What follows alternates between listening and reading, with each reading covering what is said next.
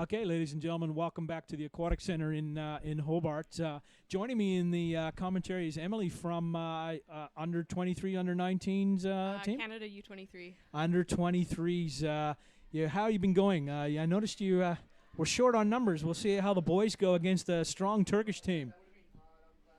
Yeah, we were a bit short on numbers this morning. We're not sure if one girl broke her hand, and then we have another one who's a bit sick right now. So has she been off to get some X-rays done in the local facilities? We're just gonna wait it out for one day and kind of see if it's just a sprain or if it's actually broken and needs to be checked out more. Well, hopefully all the best, because I can relate, because I had one of my players in South Africa and broke his hand in a round robin game, and that was his tournament right there. A shout out to Matty Payne if he's watching, but he might be watching this, because he had to miss the final against Turkey. But as we started, we're seeing Turkey in black. The Canadians shouting their I'll call it off-white. What do you call it? A bit of a gray-white in your uniform? It's like a pixelated white. It's speckled. Pixelated white, and you said pickle. That's a good one. I haven't heard that expression. And by the way, Emma, where's your toque? I did not buy a toque. Oh, okay. So yeah. They weren't provided as part of the uniform. We were thinking these were prize possessions that were given to you by your sponsors. No, these were used as fundraising for one of the teams. So they were selling toques so they could get here. Yeah, it's a long way. How did you come? You come via Hawaii and then into Melbourne, then down to Hobart? I currently live in Whitehorse in the Yukon. So I went from Whitehorse to Vancouver, and then Vancouver to Sydney direct, and then Sydney to Hobart. How much hockey you play up in the Yukon, Emma? I'm only there for 4 months for my job, so none.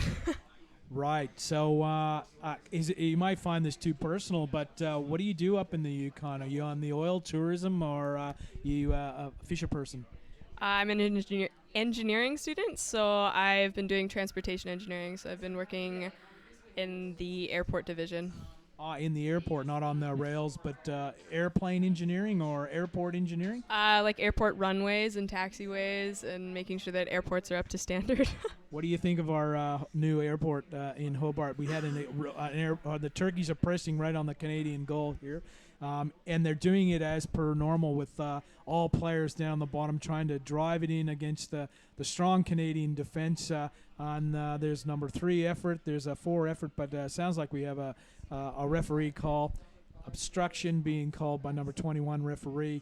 No, the airport out in Hobart, we had it because the planes are getting bigger and faster and able to travel longer. So we had to expand our airport to allow the international flights that we're expecting next year. And you haven't seen the new runway part, did you? It's probably dark and raining down at the airport. No, not really. It reminded me more of the Victoria Airport in Canada, because that's one where you often walk off the stairs off the plane instead of having a bridge. So it kind of felt like home getting off. Oh, excellent! And you've been enjoying your stay here in Hobart. Where's the Canadian team? You all together in one spot? No, all 4 teams are in separate spots. We're up at the Riverfront Motel and Villas. So it's like 15-minute drive north. Okay, 15 minutes away. Geez, you're on the outskirts of Hobart, because everywhere that's 15 minutes away, that's considered a long way out in Hobart standards. And as we see the Canadians once again under the attack of McCann, one of the attackers in the Turkish team, and we got some good rotation defense, particularly by number 4 there, Remy. We were commenting yesterday about Remy's last name, and that is quite a mouthful. Is there meant to be some hyphens in there? He taught me how to say it once, and I don't want to try. Fair enough, Emma. I'm sorry to keep putting you on the spot there, but I don't know if you noticed, but I'm not really Australian. I am Australian, but I grew up in Toronto. And, okay. East Coast. I guess I'm throwing you off with my accent, because I can see you. Don't turn any more red on us. I know the viewers can't say it, but you're doing a fantastic job, and I'll start making the joke. Do we have a goal scored by the Turkish team? Did we get the number on that one? I'm watching the replay, so it looks like a bit of a a goal's been awarded for Turkey. Yeah, unfortunately, we'll bring that number. It looks like number 3 signaling Merton Roll. He's signaling he scored the goal. So we'll mark it down in that until we get further confirmation. But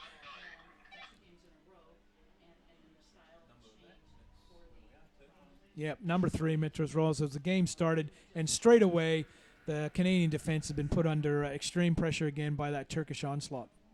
Emma, have you seen such an onslaught in hockey when a team of that size dominate? And yes, unfortunately, the goal's gone in. Before I can stop handing it over to you, go, Emma.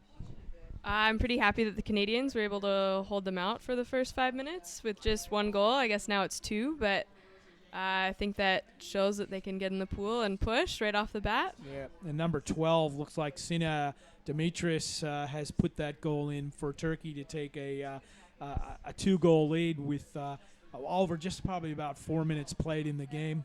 And as we pan in onto the Turkish team, ready to rise out for the next strike, Emma. And how long have you been playing hockey, Emma? I've been playing for 5 years. I started in Calgary, and then I've been playing in Vancouver during university. Okay, so you were during the university program at UBC. In 1990, you traveled as the coach for the Australian team, and we had a few games in there in the Vancouver potluck game. You still having a potluck game in Vancouver? We practice 3 times a week, twice at the UBC Aquatic Center, and then once out in Burnaby. And where was that again? Burnaby, it's on the outskirts of Vancouver, Right. but in the lower mainland area. And the Turkish team, again, is all over that tray, but the Canadians seem to be defending well this time and trying to get out of the side. I noticed the Canadian style in both the ladies and the guys seem to be more of what we would describe as a box, as unfortunately the Turkish has put another goal in. And the refs are signaling, and it looks like that looks like a number 9 to me. It looks like Burhan Varasasa, and who put the third Turkish goal in. The style I was trying to describe is sort of a box formation. You go to the wall and try to keep it within that box to contain the other side.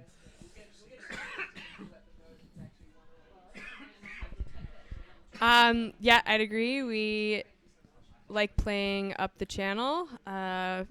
Obviously against Turkey, I don't think they want to be smashing on the wall against them because they're a bunch of big guys. So I think they're probably trying to play next to the wall but near it. Yeah, trying to contain the onslaught, and I think that was number 6, Sadet. We had confirmation, not number 13, but we're getting some. We'll get that fixed on the screen eventually, but we're just trying to maintain a visual of the game happening.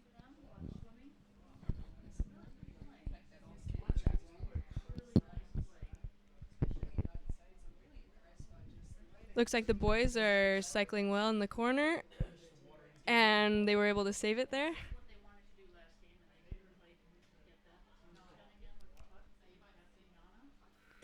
Lots of Canadian players on the bottom. They were able to take it out, and hopefully they can regroup here and then start to drive up the wall.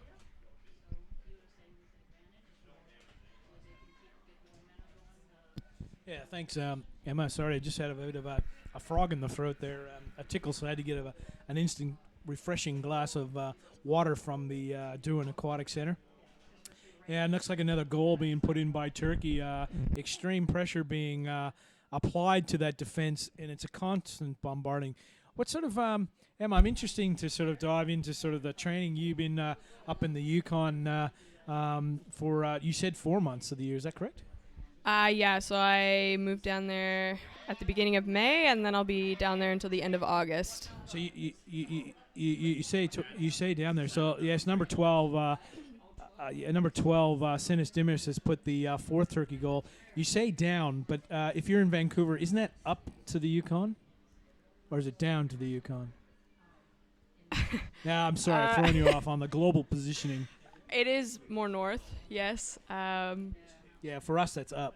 Yeah. Okay. Yeah. Down here, down under. Down under in Tassie. Are you going to spend some time down here in Tassie, or are you heading straight back to uni or back to the job? I have to go straight back to work, so I'll be leaving Sunday right after the comp. Wish I'd be staying longer, but I need the money from the job, so. Yeah, well, you can always come back. We always need engineers down here, and particularly airport ones. Mm-hmm. I do like to travel, and civil engineering is one of those things that can take you anywhere. That's right. And so how long have you been playing hockey for, ma'am? I've been playing for 5 years. 5 years, all at the uni. Have you come across a very good friend of mine, Gord Lavery? He's an old stodger from a long way back. He used to run the Canadian Federation at some point, but now he's a bit more sessile and is a bit retired from the paper mill down in Vancouver. But I'm in constant contact. He was hoping to meet me in Quebec because you're hosting the World Championships in Quebec in 2018. You going to be part of that? Yeah, I'm trying out for the elite women's team, so our final tryout's coming up in August. So if I make the team, then yeah, I'll definitely be there. Do you have your selections in August, as you were saying? Is that a separate competition, or is that during your? Do you have provincial championships or national championships of some sort, or? We have national championships every May, and that's really it, because it's usually one province can only field like 2 to 3 teams, so it doesn't really make sense to have provincial championships. Right, so you don't select your team there, so you're all going to travel to Quebec for the selections, or where are you doing selections this year? We're going to do the selections in the actual Worlds pool, so it'll be probably scrimmaging and just our regular training camp. Fitness tests, as coach like to do. I like to run my boys through some fitness tests, and I'm sure they're all whinging at the thoughts of our selections, which will have as the Turkey players have gone in for by the looks of it a fifth goal against the Canadians. Yes, we got the signals from all the referees, and it looks like number 9 this time. Bertram, I think that's his second goal of the game, and. Again, the Turkish team is showing a dominant display of hockey here against the Canadians, okay. Now I think he actually changed that to Mert number 8, who scored the goal. The deck has given us the indication.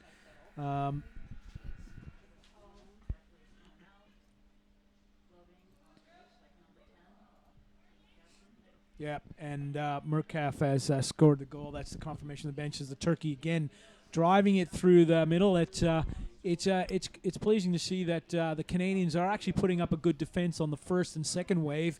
But unfortunately, with that many Turks coming down, cycling in, the fitness level of them, they're actually making fourth and fifth attempts on this. And we got number 5 from the Canadian team, Franco Leve, who's trying to hold off the onslaught from number 11, Kuskin, of the Turkish players. And again, they're recycling it back, holding possession. There's number 5, Franco again. Emma, do you know these players? Do you get time to spend with each other? I have met most of them. Some I know better than others. I'd say I'm probably know the coach the best because he was my coach in Spain, and he's also from the Calgary club, so he's somebody from the West Coast as well. So you know Jordan, an elite player, and are you going to have the opportunity to come join us in Hawaii in September? Yeah, I hope to be there in Hawaii. We had a lot of fun in Hawaii, 2 years or I don't know. Yeah, it's about 2 years ago. It was a year off on the other side of the South African tour in Stellenbosch. We're all heading there. We're bringing elites men and elites a women's side, and we'll still be in squad. But by the sounds of it, it looks like you might have your team for that. Is it just the ladies selection, or is it both men and women's selections? I'm not sure when the men's final selection is, but the elite women will be sending their team. Right. Yeah, I spoke to Jordan yesterday about the players he's going, and unfortunately, some of you said, it's very expensive sports for all of us because we aren't paid professionals. We do this as we've heard from you. You're an engineer and you like to travel. One thing is you do travel playing underwater hockey, but it does cost us a lot to travel. And looks like the Turkish have put number 6 in, and the referees have confirmed that, Emma, it is number 6. And I think that it was number 12. Sinis Demir, who's popped in yet another goal for himself as the Turkey play bus. What sort of, I know this might be, how much did it have to cost to travel this way, including team costs, roughly about $5,000? Yep, that would sound about right.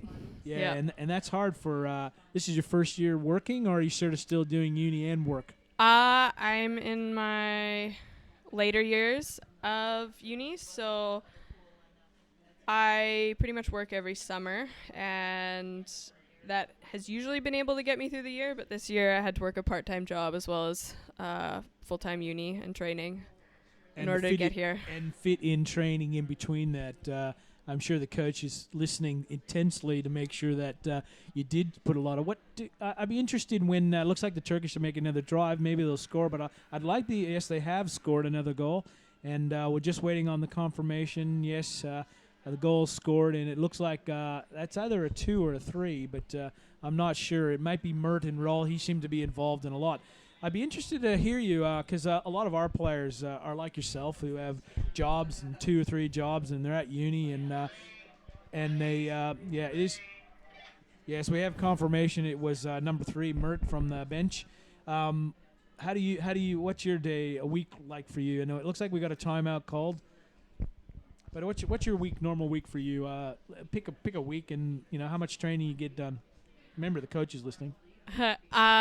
If I'm in university, I find a lot easier to find the time because I'm not good at studying in short periods of time. I like a little bit longer. So if I have a 2-hour break between classes, I'll usually try to take a trip to the gym or to the pool and get my training done that way. And then I also feel awake for my classes. So it works. I find it works better when I'm in school, whereas when I'm working, it's like you have to leave work and go to the gym or the pool or wake up super early. So yeah, well, I made a mistake. It wasn't a timeout. It's 7-0 at halftime, and I'm sure Jordan is, as we see them, focusing in on what they're doing, and he's putting lots of gestures off there. If I can read him collecting, he's saying you got to recycle faster in defense. You got to get flatter on the bottom because I did notice that they were attacking with a strong Turkish team, bit hard, but they're looking intent and. Jordan's given the clear instructions at halftime. Is this the sort of thing you hear from your coach at halftime? Yeah, I think we're in a similar situation to the Canadian men, so I think Jordan's probably telling them to stay calm, to regroup and support each other and have a good game. Yeah, I'd be interested to see what goes on the Turkish side because obviously with a 7-0 dominant a display again of hockey against the Canadians, what the Turkish coach would be talking about, he's probably trying to ensure that his players stay calm and enjoy playing and keep doing what they're doing because 7-0 up, it's a hard ask for the Canadians to come back, but I have seen it before. That would be very, I don't know, surprising almost. Like I think that's a really good comeback. You're saying it's a big ask for the Canadian boys. I would say that.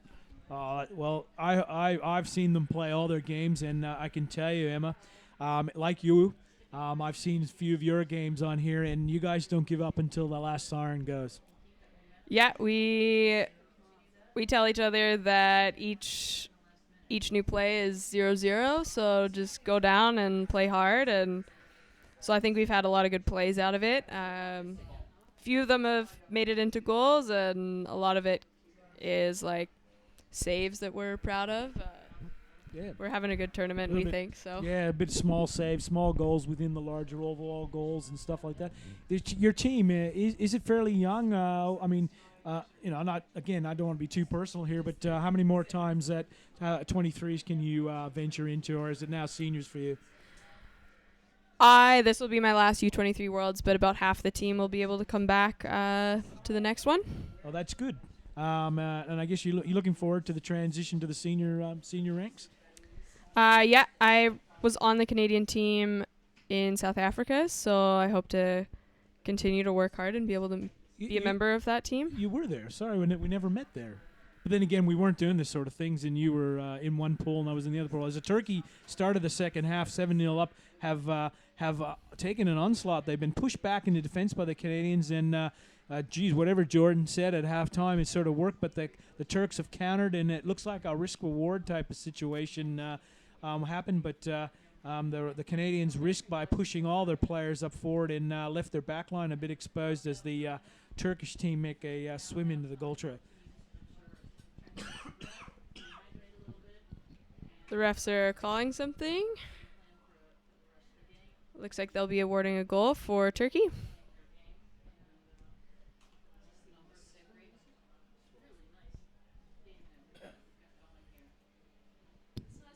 Sorry about that again, man.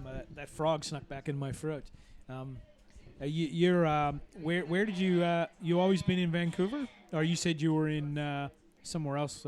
That's a goal, and it was number 12. Number 12, Sinis Demiris has scored that goal. It's now 8-0. That was a wonderful start by the Canadians' drive through the middle of the pool. Unfortunately, they couldn't sustain it for very long, and the Turkish countered on that. What do you think of that drive, Emma? I thought that was a great push. They went straight up the pool and kind of had Turkey on their back feet, but unfortunately they were able to regroup right in front of the net there. Yep.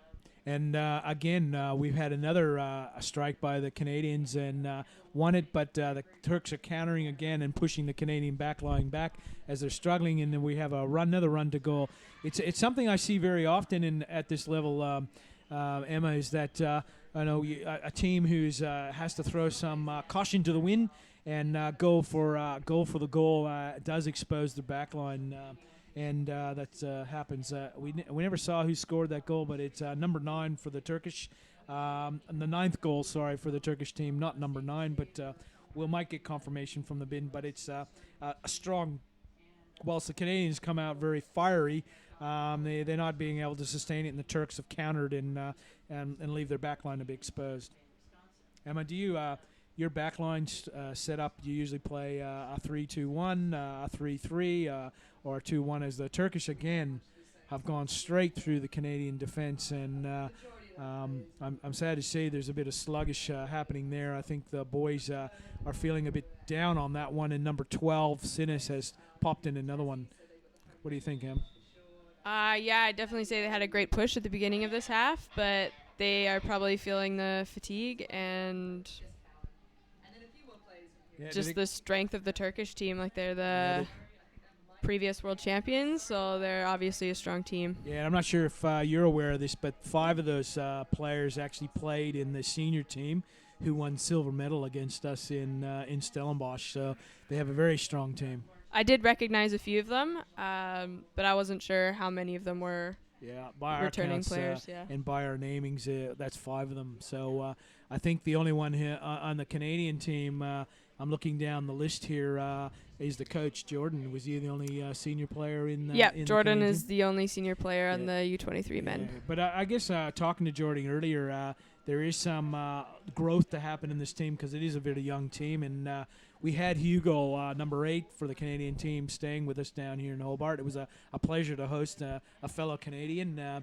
I know his fellow housemates, which is nicknamed Rat Mansion. I don't know if you're aware of that, but it is because it is what it is. It's just a nickname. There's nothing about it, because I think someone saw a rat some years ago in it, and hence the name is stuck on it. But he really enjoyed being here. It was a pleasure having him here. He is, I think he is from Quebec City or somewhere nearby in the Quebec province. Yes, I'm pretty sure. I think that sounds right. Yeah, and how often, I noticed you said that the Canadian selections, you have it separate from the men. That's usually a bit different from how we do it here in Australia. So you have, do you know when the men's selection is? Or I think you might have indicated that you didn't. I think it'll be coming up. I think the men usually select their team a couple months later than the women, so they'll probably be selecting in September or October. Yeah, sorry, just as we were chatting, the Turkish team has popped in another one, and I'm not sure if that was number 11 or 10. I'm beginning to lose track, but I think the scoreboard says it's number 11. Or we got a referee disallowing that goals because they saw a bit of a incidental glove. How are you finding the surface? Thing I've been telling some of our viewers is that it's not a bad flat surface, but it still bounces around a bit. Yep, the surface is quite fast. I'm more used to a bottom with a lot more friction, so I've just been having to adjust a little bit, because if you don't quite have control, the puck can just go flying. Yeah, those sim pucks, which are sold by Can-Am, and I think they're from the Brits. Buses, the Brits are again preparing the Canadian team, and I think this one's gone in. Do we got? No, we've got a signaling from referee indicating it was a gloving. So no goal. It had to come off this, and that's the point we're just talking about. Very slippery pool in Hobart. Are you used to playing on the sports court? Because I think in Calgary, I think in 2002, or was it 2004 that we played on the sports court? They currently practice in the Talisman Center, so that one's not a sport court. It's big, large tiles similar to this, but a little bit slower. Like you saw how slippery it is here. You're saying it's noticeably slower, or just? I don't practice at Talisman a lot, but it's definitely faster than the old aquatic center at UBC, which has since been demolished. But yeah. And I think the puck selected for that championships is the same puck you're playing here. Is that a benefit, or do you see changing for pucks a bit of a challenge? You mean for the Quebec City Worlds? Yeah, the Quebec City Worlds. No, I think that bottom's similar to this. I think the major challenge there is going to be that it's 3.5 meters deep to get to the bottom of that pool, whereas this is a lot quicker of a dive. Yeah, this is only 2 meters, and is that a challenge for the Canadian hockey teams? But I know you have the home court advantage being in Quebec City, but you're like us, you're spread out all over the country, so. Traveling from the Yukon as the Turkish team are pressing again for goal 11, and it looks like it's in the tin. What do you call them? Nets. I think Jordan uses net. Do you use net, or do you use bin, or what's the tray? The goal tray. What do you use? I usually call it the net. It's interesting. Where's the net come from? There's no net there, Emma. I'm curious. Are you making your reference from ice hockey? It probably is picked up from ice hockey. A lot of the sports we play in Canada involve a net, so I think trying to explain underwater hockey to people, it makes more sense in their heads if you just call it a net. Yeah, fair enough. As a young child, I grew up in that net always stuck in my mind, but moving to Australia and for here for about 30 years, over 30 years, and playing hockey, I started in Toronto, Canada, in Kipling Centre, and went to university in Peterborough at Trent University, and hockey was a very rare thing unless you were playing, put your skates on and go on the ice. Is that the same sort of reaction? I see you smiling at my comment and laughing at me. It's the same thing for you. You're getting exposed as now, still in Vancouver? Is the game recognized as underwater hockey, or people look at you weirdly like they do somewhat here?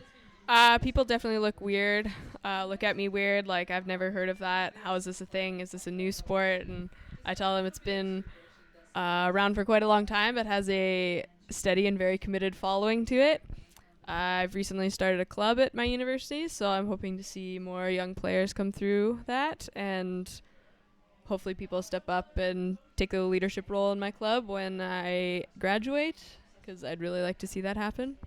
And just as we're talking, the 12th goal is put in by none other than number 12, Sinisterma. So I wonder if he'll remember that as a moment. And if it was 12 minutes left to go, I think that we sort of have a connection there. But this is a dominating performance. We only had one moment at the start of the second half, Emma, when the Canadian drive through the middle of the pole put it close to the Turkish goal, but hasn't been there ever since. And I'm hoping you might be able to insight how these boys are going to be feeling after a game like this, and how long does it take after a game like this to recover from such a demonstration of strong hockey. And just then, number 11, Kuskin has popped in another one for number 13. I think at some point you kind of recognize that maybe it's not the score on the scoreboard that makes it a win for your team. Like, they're probably having things that they're working on that is showing them that they're improving, because maybe Turkey's best won't beat their best. Does that make sense? Yeah, no, it does. And a correction on that, the last goal wasn't put in by number 8, it was put in by number 6, Sedin. And I apologize to the Turkish viewers. Number 6, Sedin's put that in, and Canadian coach Jordan Fries has called a timeout, and this gives an opportunity for Coach Kadar from the Turkish team to go talk to his boys. And I think you're right there, Emma, is that individually they're probably working on individual things. You got the score sheet, the game sheet for today. I'm just reaching for it. That's Sunday. Here we got the 4. The under-23s, which we're into now, only have one session today. Looks like you finished your session for the day, so you got the rest of the day off. Is that right? Yep. We have the rest of the day off, so Yep. we're out here supporting the boys. I think there's a few of us in the stands, and then a few of us doing our grocery shopping. Right, and you're here giving a lovely commentary. It's been you enjoying this commentation on game. Are you going to make this a habit? Are we going to do this in Quebec? I don't actually know. One of the Canadian ref that we sent, Hugo, I think he's in charge of sorting something like this out. So I don't actually know what's being planned. I'm not a part of that. Well, now you have inside experience. You'll be able to provide, and we're talking about Hugo. I forget the referee's No, name. It's not Hugo Daniel, number 8 Savard. of Canadians. It's I think. Hugo Savard, the Canadian referee here doing that, and that's how are you enjoying the refereeing? From your point of view. I think it's been pretty fair so far. They've been noticing things that they should be noticing. So I don't know. I don't have any complaints right now. Yeah, that's a fair good. I mean, I think they've been pretty consistent. Is that something you found? They're consistent as you indicated, and pretty fair. And I think that's their aim of the game, is to make it fair for both sides on it. As we see the Turkish trying to work it through the middle, the Canadian defense and spread, but the Canadians are recycling really well and making sure that they clear the puck to their strength. And we see number 4 there, Remy, and we won't pronounce his last name because it is as Stuart Parkinson calls it, a bit of a coat hanger of a name because it hangs it out there for us because we have to hesitate. But he's recycling, and they're trying to work through it. But the Turkish are they're still down there in their numbers, and so are the Canadian boys. And as we see there, that's what we were talking about earlier at halftime, was that the Canadians were getting down in a sort of an angle positioning, not getting strong behind it, and it's something you'd have to do very strongly against the Turkish team, is being flat on the bottom. Do you work hard on positioning of your play, Emma, in your team? Yeah. I think we can see that the Canadian men in their drive are getting down and checking hard, and so I think that's why they were able to get far, but I can't really tell what happened there for Turkey to turn it around. Yeah, it looked like they just stole it and ripped it off the player, and unfortunately the Canadian trying to steal the puck, as I said, was on a bit of an angle, but the Canadians are better positioned now in being flat, and again, that was a very vicious attack, and I think, yes, he's been violently signaled by the referee. Unfortunately, you have made an error. That was uncalled for top, and I think he's going to get a 1-minute penalty for that. And hopefully the coach will be reviewing that and telling his players not to do that again, because playing number 4, Amar FN, has called that fouls, and he's sitting out. That was black. He's been asked to sit in the bin, and I'm sure the coach will have words, because I think he's tired of his players sitting on that sin bin side of the bench, and they've come out here to prove a point that that's only 1 foul in the game. That's pretty good, kid, considering a few games I saw they had almost 3 or 4 players sitting in the bench. That is definitely a lot of players. Yeah, I like to see a clean game with not a lot of throwouts. So, yeah, I guess it's good that there's only been 1 so far. Yeah, no, it's positive. I don't know if you caught the Glory Day show. You guys are not tuning in. You have to tune in every night and watch the Glory Day show. And Nick put the stats up there. And in this sense, in the 23 men's, not only they top of the table, but they're also top of the table for most kickouts and the time spent on the booth. And it's good to see that they've actually come out today with a view of eliminating that from their game. So a very positive step from it. But lo and behold, the referees has seen something, and another one's happening. So I think I jinxed them. It's the commentary jinx, Emma. Yeah, probably. I think Turkey probably relies on their strength, maybe more than swimming around other players. So I think just the more aggressive approach that they take ends up getting them called more often. Yeah, as we played most of those players in the final in South Africa, were you present watching that game where Australia we moved the puck away and we went away from their strength, which is their strength, and we made them swim across the pool, and we sort of tired them out a little bit, I think, and I'd agree with that. Display, and we were very, very happy to be successful in that campaign, given that during the round robin, I think we suffered a few defeats that we weren't expecting. And how'd you guys go in South Africa, Emma? We had a tight overtime win against Great Britain that got us into the quarterfinals, and yeah, played some hard games, but and it only ended up in 8th place. Oh well, that's okay. I mean, there's some pretty fierce competitions. Did you find that in South Africa?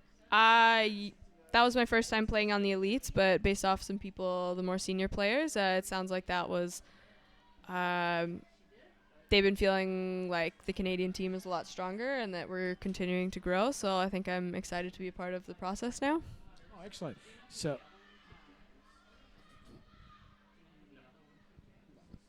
yeah, that's good to see. And do you get supported? Where's the coach located? The coach is located in Quebec City. Right, and is it she, he, who you got coaching? He, Jill. Jill. Yeah.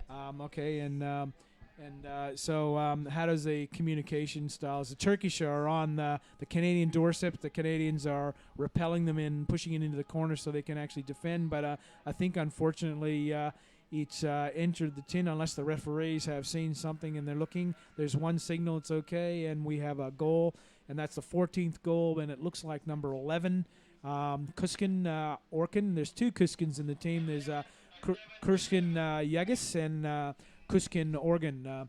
Here, Emma, why don't you have a go at a few of these names because I'm absolutely hopeless at naming things. But what do you reckon? Is that this number 11 here, Kuskin Orskin Vara? Yep. I am not. I think you probably pronounced it right. Yep. And just on the end, the 14th goal went in as draws an end to the game. 14-0 against the Canadians, and another dominant display as they continue to top the table with New Zealand. And if that's the end of the boys today as well, I think they had one go. The next game up for us today, if I'm looking at the right schedule, we had Canada and Turkey. The next one up is France and U.S., another humdinger of a game that we're going to see. But what did you enjoy about the game today, Emma, about the Canadians game? I really liked that the Canadian boys never gave up and they would regroup and attempt to drive it up the wall.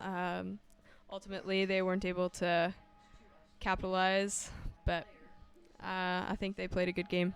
Yeah, and again, I think a shout out to Jordan, who has been working with these guys and indicated to me yesterday he's very happy about how the team is progressing through this tournament, building together. Because I think I did hear him talk about he suffers from a lot of the things that we suffer for in Australia. Very limited time together to play, and coming together in Hobart is where they sort of got together and started building on it. And we're getting to that pointy end. Hopefully, they can. Come through with a few more wins later on in the tournament. Yeah, we'll see what they're able to do. Yeah. Yeah, Emma, it's been a pleasure joining it. I'm sorry I talk too much, and a lot of people will tell you that Australian coach, he does talk far too much, and sorry to get an word in edgewise. So thank you for joining me. Yeah, thanks for having me. Yeah, and I look forward to seeing you in Hawaii when we venture in that, and hopefully I haven't scared you too much from not coming back and helping us down here in the commentary. So thank you for taking the time and supporting the boys. Yeah, thank you.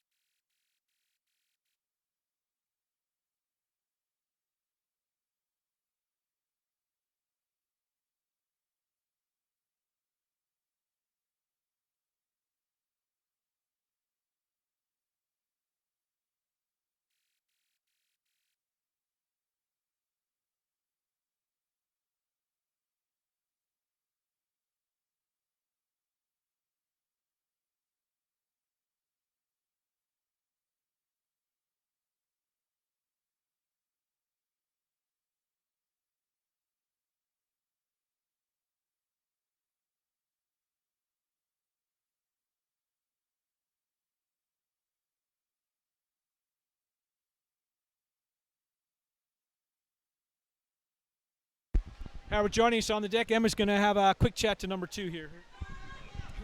Hey, so the camera's over this way. What do you guys feel like what do you feel you did well on this game today? Well, in that game, I felt like we did some pretty good drives in the channel. Turkey play a very similar style to us, so our goal was really to get out there and kind of support each other and make sure we're going head-to-head with them and staying strong. Nice. Were there any takeaways that you guys think you're going to have from this game? Anything that you guys learned or want to work on more? Yeah. So a big thing was we noticed when we're all down and we're all on a roll and we're supporting each other, we really could get far. So we just want to make sure we keep doing that for the next games and, keep working hard and pushing and working as a unit. Nice. Anything else you want to say? Shout outs to people at home? Hi, everyone in Canada who's watching. I'm glad you're up at like 3 a.m. to watch this. And a shout out to Mac's parents as well because they've been watching a lot of our games. That's all. Nice. Thanks for joining us. Thank you. Bye. All right, joining me on the side is the vice captain, number 11, and My name's Orkun. Orkun. Welcome. Another dominant display by the Turkish boys. You got to be pretty happy with that game. Yeah, we're happy. We're much more happy that we had less fouls in this game. Yeah, we were commenting on the game. It was just at the end there where he had a couple of slippages, but I guess the boys were a bit tired after the game. Yeah, I guess so. But we had so many difficulties in the previous games about the penalties. This game was such promising for us, really promising. Yeah, no, that was really good, and it's really glad to hear that you've had those conversations. I saw you talking intently with Simon, the referee, to explain what was being called, and it's good to see you guys worked on. Well done. Yeah, thanks a lot. We are trying to get better about the fouling. Yeah, it's just we know the intensity of the game, and in this situation, the ferocity of the game, and coming and playing different styles, different referees, it all counts in that sort of things. Anyways, look, do you want to say hi to the folks in back home for us, and your supporters back there, and please do it in Turkish for us. Yeah, I want to say hi to everyone in Turkey, all of our supporters. Is this the camera? Yeah, the camera's down there where Harry is. So, he's waving. Yep. Hi to everyone, especially to the special ones. They know themselves. Yep. Anything in your language you want to talk to them about? Herkese çok teşekkürler. Desteğinizi bizden esirgemeyin. Finale gidiyoruz. İnşallah şampiyon olacağız son kez. Yeah, thank you for joining us, and good luck for the rest of the tournament. Yeah, that's on the deck, and we're going to cut next to the next game. Emma, thank you for joining me on the pool deck and having some interviews happening. Yeah, thanks for having me. Okay, you want to say anything to the folks back home?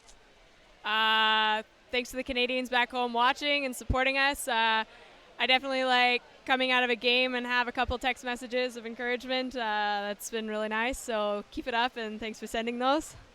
Okay, thanks again, and we'll move to the next game. Thanks, Em.